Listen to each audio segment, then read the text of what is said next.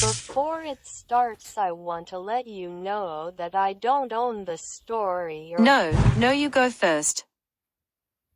Of course there will be changes to the Hiccup a toothless relationship, and this is the biggest, second biggest change, so far. As always, for this story at least, the mistakes are mine, HTTYD is not, though if I ever finish my transfictional time and universe machine it will be. Hiccup woke with a start, it was dawn. Instead of groaning, Hiccup dressed quickly and headed downstairs, grabbing a large chunk of bread. He made his way out the front door. Ignoring the stairs, he made his way through the village and took the left path. Crossing the bridge, he could see the kill ring, and Gobber was talking to 6 of the villagers, all large, strong men. "And here's our foreman now," Gobber said, waving at Hiccup, who nearly choked on his bread. "Hello, Hiccup. I want you to set the maze up. Just tell these guys what to move and where to put the sections." Gobber pointed to several large sections of wood wall, already stacked neatly on one side of the kill ring. The 6 men seemed to dislike this. Some started to protest, but were cut off by Gobber's stare. He then handed Hiccup a worn piece of vellum. "That's how they are supposed to be put.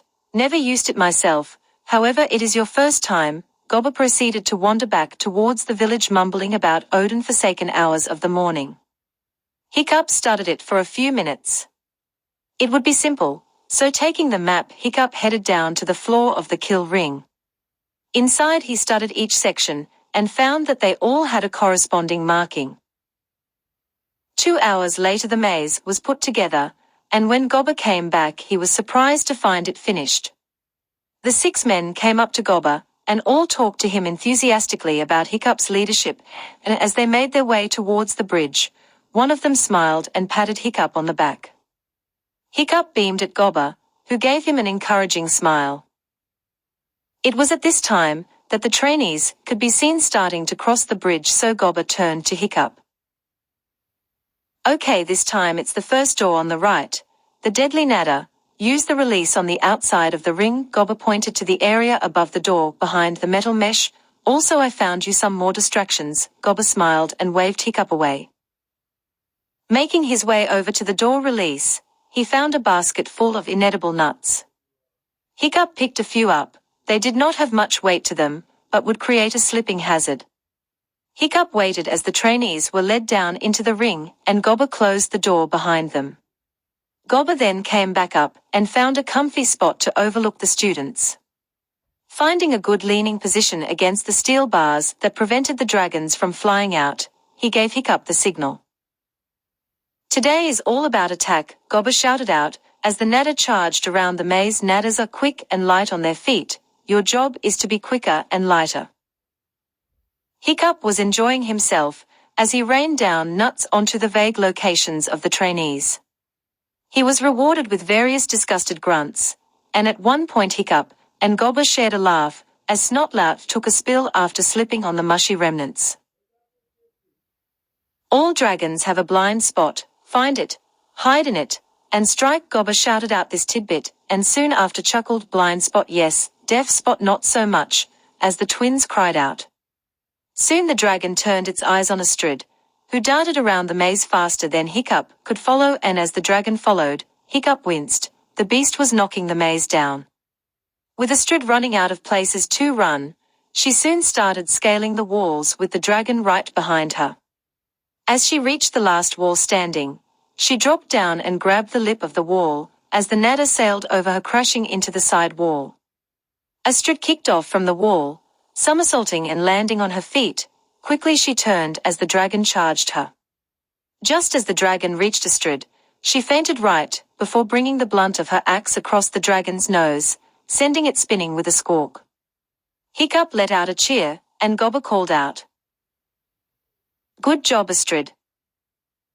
Gobber moved into the ring to force the slightly dazed dragon into its pen before locking the cage. "That's all for today, folks. Hiccup, you can go too. I'll have some of the men come and clear this up before lunch," Gobber called from the floor of the kill ring, and Hiccup couldn't suppress a cry of joy. He wasn't looking forward to clearing all the wood and then cleaning all the nuts off the floor. The teens made their way out of the ring and across the bridge, all except Astrid, who was moving rather slowly. Hiccup met Gobber at the ramp leading out of the ring. Astrid was a short ways behind him. "Hiccup, I want you to come to the watchtower tonight," Gobber said, while smiling at Astrid. "It's a tradition that all the trainees have supper there. And I know you're not a trainee, but you are the first assistant I've had." Gobber turned and gave Hiccup a small smile. "It will be fun," Gobber added, noticing Hiccup's slight frown. Astrid heard the exchange and walked up to the pair. "Come on, Hiccup, it won't hurt you to join us," she pitched in, earning her inquisitive look from Gobber, but he didn't say anything. Hiccup blushed but nodded. "Sure, I can come, beats eating alone anyway," smiling at Astrid the entire time. "Well, I will see you after lunch. If the ring isn't clear, we can use a clearing in the forest to spar. See why?" Hiccup. Astrid smiled and wandered across the bridge. "Well, that's new. What are you two up to, sparring?" Gobber asked and snapped Hiccup out of his pleasant daydream. He realized he was again staring at Astrid's retreating figure. "I don't think Dad has leverage anymore," Hiccup said dreamily, and Gobber laughed. "So you figured it out, did you?" he said, smiling at his apprentice. "Nope. Astrid had to spell it out for me. She wanted to know if it was all true, so I told her about the deal." Hiccup grinned at Gobber, who chuckled again. "Well, what did she say, boy?" Gobber asked, and Hiccup blushed. "Well, nothing. She said she didn't know me well enough to like or dislike the idea." Hiccup shrugged. "But she offered to spar with me. So maybe she will get to know me more." Gobber gave Hiccup a big smile before patting him on the back. "Don't worry, you're not a bad catch. You can sew and bake. Astrid will never have to worry about doing the housework," Gobber teased. "Thank you for summing that up." Hiccup started to walk across the bridge, and Gobber called out one last thing. "Don't forget about the watchtower," shouting so Hiccup could hear. "And bring honey buns." Hiccup laughed and waved towards his mentor. Hiccup went straight home. He was planning on baking again, and he wanted to start it now so he could spar with Astrid later. Losing track of time, Hiccup looked down at the table, which was now covered with 3 loaves of bread and a dozen honey buns. Hiccup was about to start another batch when there was a knock at the door. "1 minute," Hiccup called out, wiping flour off and making his way to the door. He opened the door to find Astrid waiting on the other side. Hi, Astrid." Hiccup grinned and Astrid smiled. "Baking again?" She looked at the front of Hiccup's shirt. "How often do you bake?" she asked, and Hiccup blushed. "Well, Dad frowns upon it, so as much as I can when he isn't here," he said with a shrug. "Give me a minute to grab my training gear." Hiccup walked to the back door and picked up the various weapons. They made their way to the kill ring, chatting idly about Astrid's victory in the ring earlier that day, and were glad to find the ring clear so they could spar. Hiccup and Astrid stretched and took up their respected weapons, Astrid with her axe and a shield, and Hiccup with his 2 short swords. He held them in a revere's grip, with the flat of the blade resting along his elbow. Astrid charged with a shout, and the fight started. Hiccup found that he held somewhat of an advantage. Astrid was slower with the axe and shield, and Hiccup was able to avoid most of her attacks. Astrid was very good though, and did not present any openings for Hiccup to strike. The battle turned into a kind of dance, Hiccup dodging and weaving, trying to not only avoid Astrid's axe, but also to find an opening to her unprotected back. Astrid, while slower, still moved with an eerie grace. Each attack was precise, every motion was measured. After 15 minutes of fighting, Hiccup stumbled left, and when Astrid pushed this, he turned it into a roll, which ended just behind her. Quickly he jabbed the blunt weapons into her back, one near the base of the skull, the other near the base of her spine. It wasn't very hard, just enough to be felt. Astrid slumped a little, and a soft groan escaped her lips. "I can't believe you just beat me." She turned to face him, and Hiccup smiled. "Come on, that was a close fight. You almost got me 3 times. Hiccup grinned. "And Mom taught me fight people. What did your dad teach you?" To fight dragons, I'm betting. Astrid's face lightened at this. She seemed to consider what he said. You're right. The Nada was slower than you, she smiled. I just never thought I would be beat by. Astrid gestures at all of Hiccup. You. No offense, Hiccup smiled again. I think I'm used to it by now, so do you want to go again? Hiccup asked, and Astrid nodded before taking up her stance. They spent the next hour training, and in the end the two broke even at 3 victories apiece. They were about to go for the tiebreaker, when they were interrupted. Hey guys, I found her, Tough Nut called back, before he descended into the kill ring. Soon the other 3 followed and Snotlout noticed Hiccup with his weapons. Careful, little Hickey doesn't want to cut himself, Snotlout said in a baby voice. Hiccup didn't say anything, instead he tensed up. Astrid noticed this and moved out of the way. She wasn't going to intervene. What? Got a backbone now? I should clobber you. Think it's funny to trip people on the shopping mode battlefield, Snotlout said, irritated that Hiccup didn't take the bait. Hiccup shrugged and looked over to Snotlout. I'm not in the mood right now, Snotty. Why don't you go find something else to slip on? Hiccup said expressionlessly. Snotlout snarled and took out his mace. Oh yeah, think you're all tough. I am going to beat you black and blue. Then maybe Uncle Stoic will realize what a bad choice you are, Snotlout charged, and Hiccup simply avoided all his clumsy attacks. You don't even have any friends. Nobody likes you, Snotlout taunted and grew even more angry, as Hiccup ignored him. Your mom was pathetic. She wouldn't kill dragons, still Hiccup ignored him. The other teens gasped.